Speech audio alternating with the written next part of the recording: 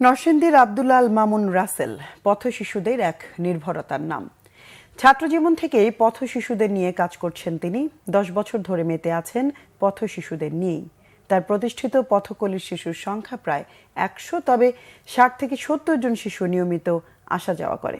নরসিংদী প্রতিনিধি লক্ষণ বর্মনের পাঠানো তথ্য ছবিতে desk report. Narsingdi rail station ও নরসিংদী সরকারি কলেজের মাঝখানে গড়ে ওঠা বঙ্গবন্ধু উদ্যানের খেলার মাঠের চিত্র সম্পূর্ণ পাল্টে যায় সপ্তাহের শুক্র ও শনিবার।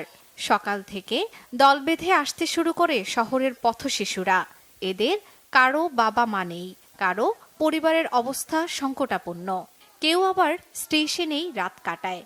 বেশিরভাগই 5 থেকে 10 বছর বয়সী, কেউ খালি গায়ে, কারো গায়ে ছেঁড়া জীর্ণবসন। উদ্যানের সবুজ মাঠে বসেই সকালের হালকা নাস্তা করে সবাই। এরপরই শুরু হয় পাঠদান কার্যক্রম। উদ্যানে থাকা কদম গাছের নিচে বোর্ড আর মার্কার হাতে দাঁড়িয়ে পড়েন শিক্ষক আব্দুল আল মামুন রাশেদ। অক্ষর জ্ঞান আয়ত্তে এলেই তাদের প্রাথমিক বিদ্যালয়ে ভর্তি করিয়ে দেন তিনি। প্রতি সপ্তাহে 2 দিন পুষ্টিগুণ সম্পূর্ণ খাবার, বই খাতা কলম, শীতে পোশাক, ঈদ এলে নতুন জামা কাপড়ের ব্যবস্থা করেন। ওদেরকে যদি আমরা একটু বাচ্চাদের মতো করে যদি একটু বড় করে তুলতে পারি, তাহলে ওরা সমাজের জন্য আসলে বোঝা হবে না।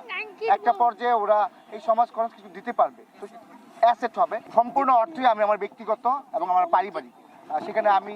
তবে কেউ কেউ যদি বলে যে বাচ্চাদেরকে সহযোগিতা করতে চাই, সেই ক্ষেত্রে বলি যে আপনি একবেলা খাবারের ব্যবস্থা করতে চাইলে আপনি নিজে খাবার কিনে এনে এখানে বাচ্চাদেরকে খাওয়াইয়ে যাবেন, কিন্তু কারো কাছ থেকে কোনো রকম টাকা পয়সার আদান প্রদান বা কোনো কিছু নেই। রাসেলের এই মহতী উদ্যোগ নরসিংদীর সব মহলেই এখন আলোচিত।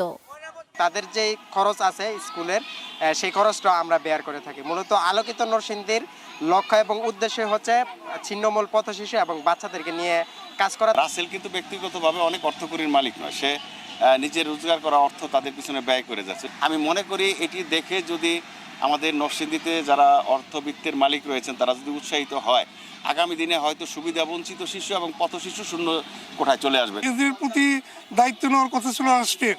রাষ্ট্র কিন্তু সে দায়িত্ব পরিপূর্ণভাবে নিচ্ছে না। এই বাস্তবতা আমাদের স্বীকার করতে হবে। আরবি পড়ায়, বাংলা পড়ায়, ইংলিশ পড়ায়, কাপড় দেয়, খাবার দেয়, অনেক বিভিন্ন মাধ্যম দেয়।